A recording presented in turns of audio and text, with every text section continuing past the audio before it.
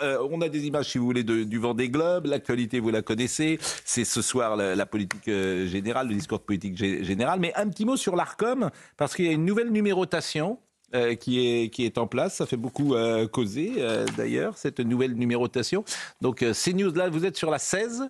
Nous serons sur la 14 à partir du mois de juin. Les chaînes info ont été regroupées. Je crois que nos camarades de BFM sont sur la chaîne 13, ce qui visiblement, ils ne sont pas contents. Nous, on sera 14. 15, ce sera LCI, je crois. Et 16, ce sera France Info. Moi, je pense que ça ne changera rien. Je pense que les gens, s'ils ont envie de nous regarder, ils nous regardent sur n'importe quelle chaîne, que tu sois 13, 14, 15. Ou alors, si l'audience est en fonction de la numérotation, franchement, c'est avoir un mépris pour le téléspectateur que je n'ai pas, si vous me permettez. Si les gens, et puis ça, tant mieux d'ailleurs. Mais il y a peut-être des paresseux qui veulent pas zapper trop longtemps. Donc être 14 plutôt que 16, c'est peut-être mieux. Non, mais vous vous rendez compte, vous êtes quoi? Vous êtes normalien pour dire une bêtise pareille?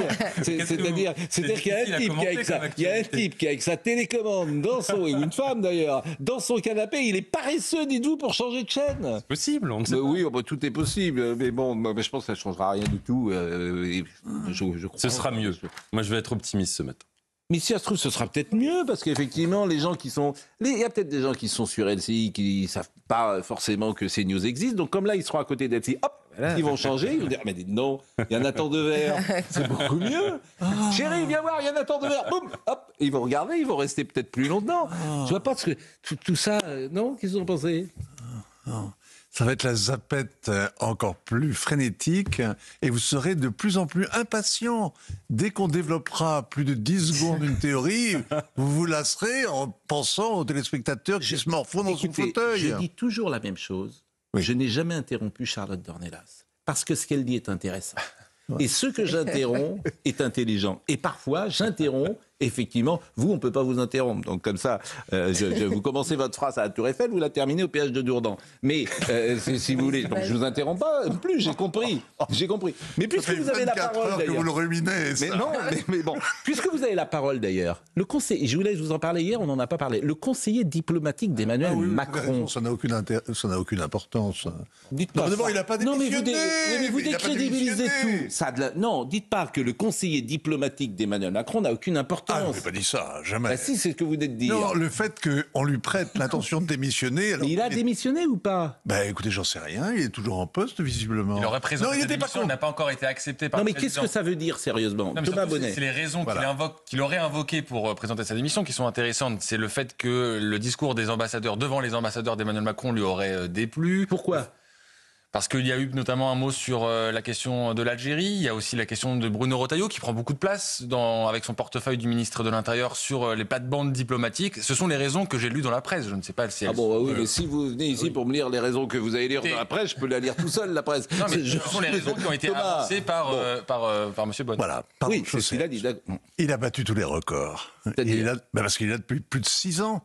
Et alors, record de quoi? C'est très usant, c'est un boulot dur. En plus, avec un rythme de stakhanoviste et une cellule diplomatique qui a 2 problèmes. Le premier, c'est qu'elle n'est pas très unie, semble-t-il. Il y a des avis assez divergents. Et le deuxième, c'est qu'elle est en concurrence permanente avec la cellule, avec l'état-major particulier. C'est-à-dire que vous avez d'un côté les diplomates, de l'autre côté des militaires.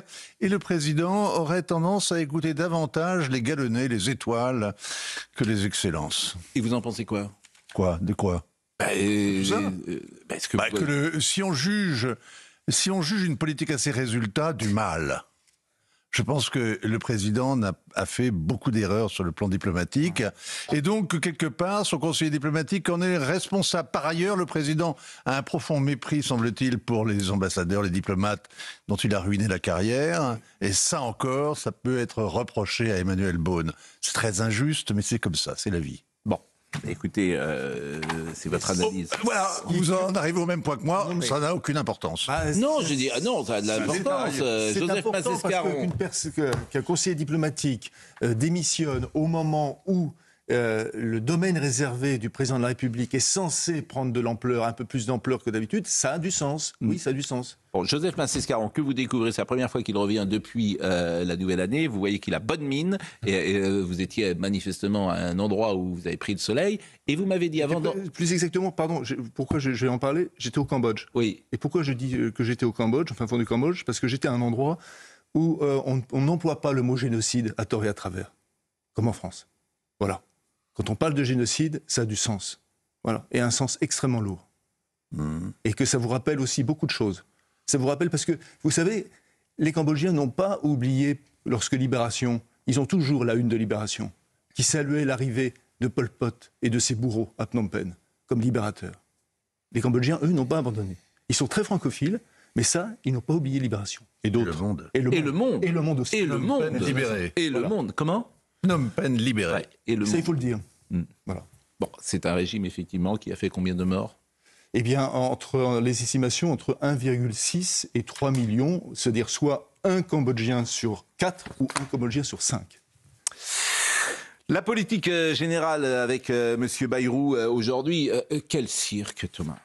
Quel cirque. Non mais vraiment, quel cirque. Moi je trouve que ça me fait de la peine, parce que j'ai même appris, alors j'espère que vous allez me démentir, qu'Emmanuel Macron serait prêt à transiger sur sa réforme des retraites, qui a été au cœur de son action pendant combien de temps, qui a déclenché je ne sais combien de manifestations dans la rue, qui a mobilisé le pays pendant des semaines et des mois avec un 49-3 à l'arrivée de Madame Borne. Et il serait prêt, tout ça pour qu'il n'y ait pas de censure, parce que s'il y a censure, il est en première ligne et les gens vont lui demander de partir. Il serait prêt, si j'ai bien compris, à s'asseoir sur sa propre réforme des retraites, qui est la seule chose quasiment qu'il a fait dans ce deuxième mandat. Je vous assure, si cela est vrai, c'est le grand cirque. Et je le répète, ça fait de la peine. Non mais vous avez tout dit, c'est-à-dire que si François Bayrou tombe avec une motion de censure, on va très vite se tourner vers Emmanuel Macron. Il veut éviter ça, le président de la République. Alors, il surveille quand même ce que est en train de négocier François Bayrou avec le Parti socialiste. Effectivement, il pourrait y avoir des gages donnés au PS. Malgré tout, on ne pourrait pas... L'abrogation de la réforme des retraites n'est pas envisagée. Une suspension, un gel... Non mais tu peux trouver un truc, parce que je les connais... Je l'assure, je les connais. Ils sont capables de faire un truc où on t'expliquera qu'ils ne l'ont pas fait tout en ayant fait et qu'en fait, ils l'ont fait quand même. C'est l'histoire de 2005. Ouais. Donc je les connais par cœur. C'est qui les politiques. Ah, oui. Politique, oui. Je connais. Monsieur Bayrou est un homme de la 4e République, perdu dans la 5e. Voilà. Mais là, on est en 4e. Là, on est en 4e. Donc il est... Bon, il est... Oui. En tout cas, tous les socialistes... Donc, et M. Bayrou, et c'est pour ça que je pense que ça peut tenir longtemps, il est prêt à tout. Ah oui. Pour avoir la voiture à cocarde, il est prêt à tout. à tout. C'est-à-dire qu'à dire tout le contraire, à faire tout le contraire de ce qu'il a dit. Il n'y a qu'un truc qui l'intéresse, la voiture à cocarde. Il n'y a pas que lui, d'ailleurs. Mais il n'y a que ça. Il n'y a aucune conviction. Il n'y a aucune conviction. Donc, évidemment, quand il n'y a aucune conviction, moi, je ne suis pas content. J'aime bien les gens qui ont des convictions, de droite comme de gauche d'ailleurs. Oui, mais là on attend. D'ailleurs, la gauche était sortie ce matin. Tous les socialistes ou presque étaient dans les médias ce matin pour nous dire où en étaient les discussions avec François Bayrou. Et ce qui est assez étonnant, c'est que selon le socialiste que vous écoutiez, vous n'aviez pas le même discours. C'est-à-dire qu'Olivier Faure dit dans quelques heures, on va sans doute parvenir à un accord. Et Jérôme Guedj, qui était sur notre plateau il y a quelques minutes, dit ça s'annonce mal avec François Bayrou. Donc on ne sait plus trop écoutez à quel M. sein se vouer. sur la censure. Mais lui, il est à France Insoumise.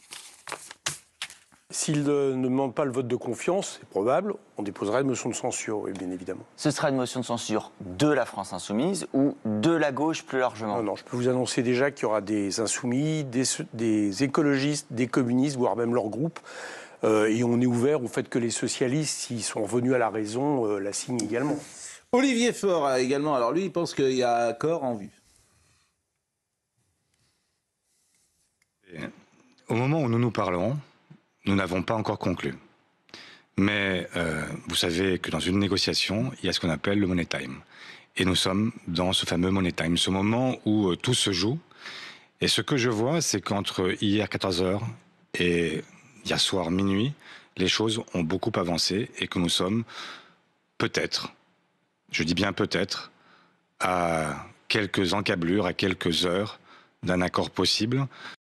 Dornelas, c'est Michel Blanc, quoi. Sur Oui, un c'est malentendu, je suis sur le point de conclure, quoi. Et ça peut Voilà, marcher, quoi. Jean-Claude Duss. C'est Jean-Claude Duss. Ouais, c'est ça, exactement. Pour le Non, parti c'est- à la rose. Mais Non, on va bientôt conclure. C'est vrai que l'expression est, est Non, mais osée. c'est formidable. Je jure. Mais moi, je trouve ça scandaleux. Quoi, Ah non, mais moi, scandaleux. ça fait déjà quelques Pitoyable, semaines. d'ailleurs. C'est pitoyable. C'est le cirque. Mais C'est ce qu'il y a de pire dans la politique. C'est Charlotte encore plus le Dornelas. cirque. Pardon, c'est encore plus le cirque si on garde à l'esprit que, évidemment, c'était à que on voit M. Gage qui, pour le coup, est dans une position plus maximaliste que M. Faure. Mais pourquoi? Tout simplement parce qu'il se dispute le congrès du PS qui doit avoir lieu l'été. C'est ça le jeu en interne. C'est encore pire. Ah oui, C'est- c'est bien sûr que c'est pire. Médiocritas. Voilà, que ces gens fassent autre chose, qu'ils fassent pas de politique. S'il y a quelque chose qui ne les dépasse pas, s'ils pensent pas un peu à la France, sans sortir les grands mots. Non, mais moi, je suis comme vous, fatiguée de la situation depuis Oui. quelques temps déjà. Honnêtement, ça pousse à décrocher. Je pense qu'il y a la plupart des Français ont décroché depuis longtemps et attendent que ça se passe, tout simplement. Mais il y a une autre chose, c'est que vous disiez que vous aimiez les gens de conviction. Je partage cette analyse. Mais là, le gouvernement a une mission assez particulière, puisque c'est pas sa politique qu'il doit mener, mais une construction avec une arithmétique très compliquée. Donc, c'est même pas une question de qu'est-ce que François Bayrou va mener comme politique. Quand bien même aurait-il une ligne politique extrêmement claire, il faut qu'il puisse composer. C'est ça que, enfin, la mission est quand même vraiment particulière. Mais En tout cas, s'il y a en effet suspension, entre guillemets, de la réforme des retraites, j'attends avec une gourmandise extrême d'entendre Madame Borne lire le discours de politique générale, Au Sénat. ce qu'elle fera au c'est Sénat. absolument- mais Au c'est- Sénat. mais moi, J'attends ça avec une Mais Madame gourmandise. Borne, mais il n'y a Voilà. pas de gourmandise. Madame Si. Borne, elle est prête à tout. Pareil. Elle est prête à tout pour garder sa voiture à cocarde. Elle l'a déjà. Il n'y a que Elle l'a ça déjà. qui l'intéresse. Ils s'en foutent du Elle la reste. vie, non, normalement. Vous êtes des enfants. Ils en ont rien à faire, rien. Quand le président de la République est capable de s'asseoir sur sa propre... Si, c'est vrai. Si le président de la République est capable de s'asseoir sur sa propre réforme, alors On peut voir les choses quand même sous un autre angle. Eh On ben, peut oui. voir que cette réforme des retraites, quoi qu'on en pense, on va pas refaire le débat, hein, Oui. elle était extrêmement populaire, Oui. elle a marqué une cassure avec l'opinion publique, entre l'opinion publique et Emmanuel Macron. Il y a quand même eu vraiment, là, à ce moment-là, une sorte de point de non-retour qui a été atteint. Qu'Emmanuel Macron puisse envisager, j'en sais rien, mais de reculer sur ce sujet, peut-être que c'est aussi une volonté de réparer cette cassure, premièrement. Et pas la deuxièmement, peine de- du point de vue de la gauche, je trouve ça plutôt malin que les socialistes disent enfin... On sort de cette posture de la France insoumise, Bien sûr. de dire qu'on ne veut pas participer au gouvernement et qu'on préfère avoir les mains pures mais ne pas avoir de mains et rester comme ça dans l'opposition stérile à être dans un absolutisme qui ne fait rien avancer. Donc là, peut-être qu'il y a des hommes de la 4ème République, mais on est dans une Assemblée nationale qui ne permet rien d'autre comme choix politique. Oui. Enfin, tout ça serait possible s'il n'y avait Oui. pas en jeu l'équilibre des comptes publics. Jérôme Gage. Un détail. Qui va, oui. On va Qui va pas écouter être Jérôme réglé par Gage la qui était ce réforme matin Non. avec Sonia Mabrouk. Jérôme Gage. S'il n'y a pas d'accord, alors il y a un risque de censure. Et moi, je le redis, dans le fond, je n'ai pas envie de censurer ce gouvernement. Je ne suis pas sur ma chaise à sauter en disant il faut provoquer une élection présidentielle anticipée, il faut la destitution du président de la République. Nous sommes dans l'opposition. Il n'y a pas de doute. Mais il faut cette stabilité qu'on appelle de nos voeux. Anne, Bon, qu'est-ce que mais ils peuvent pas censurer tout seuls. Donc là, pour le coup, ils se donnent aussi. La question, c'est que fera le RN, hein. C'est ça qui s'est passé la dernière Mais fois. le RN, il fera Le rien. RN ne censurera pas cette Il semaine. ne veut pas censurer. Alors, lui, il pour ne l'instant. censurera pas sur cette question, mais Marine Le Pen répète en permanence que l'objet qui pourrait la faire censurer, c'est l'augmentation des impôts. Donc on n'est pas du tout sur les mêmes raisons Bien sûr. Oui. d'un côté et de l'autre de l'échiquier. Donc les socialistes se donnent beaucoup Et d'importance. quand elle avait censuré Michel Barnier, elle avait parlé d'un budget socialiste Bah pour, Mais elle est- pour justifier sa censure. Donc, s'il y Pardonnez-moi, avait un hein, budget le socialiste RN à est nouveau, plutôt c'est un- cohérent. Bah oui, je dis. Et Marine Le Pen est plutôt cohérente. Oui, non, mais je dis, ils n'ont pas la même Puisqu'elle est raison. toute seule, en fait. Donc c'est pour le coup plus simple. Mm. Elle est toute seule. Donc elle a une ligne et elle garde sa ligne. Mm. Et les autres, vous avez Monsieur Faure qui a vendu son âme pour un plat de lentilles en juin et qui aujourd'hui se coupe de la France insoumise alors qu'il n'aurait pas son siège s'il n'était pas avec Jean-Luc Mélenchon. Mm. Et pour le coup, Mélenchon a raison. Bah oui. Je veux dire, lui est cohérent. Donc ces gens, effectivement, ont des colonnes vertébrales de mollusques et des convictions qui n'en ont pas. Donc, il ne joue que le Congrès et aussi les municipales. D'ailleurs, Jean-Luc Mélenchon... Donc c'est minable. En fait, c'est minable. Il y aura des candidats LFI contre les candidats socialistes aux municipales. Et ça, c'est pas un petit enjeu. Sur la question du parti, simplement, vous prenez l'exemple des législatives et vous dites qu'ils n'ont pas de conviction puisqu'ils s'étaient alliés avec le diable. À gauche, et même plus largement qu'à gauche, puisque ça a été jusque dans le bloc central, je peux vous assurer que la lutte contre le Rassemblement national, c'est une conviction. Ouais. Ça permet toutes les alliances du monde. C'est simplement que... C'est même pas une conviction, c'est un cynisme. Oui, mais non, ne pas faire gagner l'adversaire politique est une conviction qui existe beaucoup moins à droite. Vous aurez remarqué, l'alliance, c'est impossible, même pour battre un adversaire politique. Mais à gauche, ils savent le faire. Mais ça repose la question de la proportionnelle. Le fait que les partis de gauche aujourd'hui soient tétanisés à l'idée que demain, s'il y a une dissolution dans les mêmes conditions, ils se retrouvent à perdre leur siège parce que Jean-Luc Mélenchon les punira. Mais c'est ça qui va leur donner le petit sucre. Ah bah, mais oui, mais c'est Monsieur Bayrou, le petit sucre. T'achètes ces gens-là avec un sucre. Tu lui mets un petit sucre, Monsieur Faure, il dit bah oui, il y va. Tu les achètes comme ça. Ah oui, c'est la 4ème République, c'est ce qu'il y a de pire. Enfin, le Rassemblement national est pour aussi la proportionnelle. Hein. Le sucre aura plus on peut parler pendant des heures des deux scrutins. Je veux dire, je sais pas si vous avez un avis là-dessus entre le scrutin majoritaire à 2 tours ou la proportionnelle. On peut en parler pendant des heures. L'avantage du scrutin majoritaire à 2 tours, c'est qu'il y avait des majorités claires qui se dégageaient. Mais comme dit l'autre, ça c'était avant. Il y a une déconnexion des territoires avec le scrutin à la proportionnelle aussi qui serait un vrai sujet. Bon, est-ce que vous voulez parler également de X ? Parce que ça m'intéressait, X. Parce que je disais, c'est formidable. Les mêmes gens qui veulent interdire CNews, qui se réjouissent de C8, qui veulent en fait... Et alors, Madame Tondelier, Madame Rousseau, Madame Binet, là, il y a cette ministre, Madame Chapas, qui explique qu'il faut, elle a dit précisément les fausses opinions. Enfin, vous vous rendez compte, faut censurer les fausses opinions. Il y a les bonnes opinions, les fausses opinions. Ah, quelle angoisse. là, c'est le carillon. Sauvé par le gong.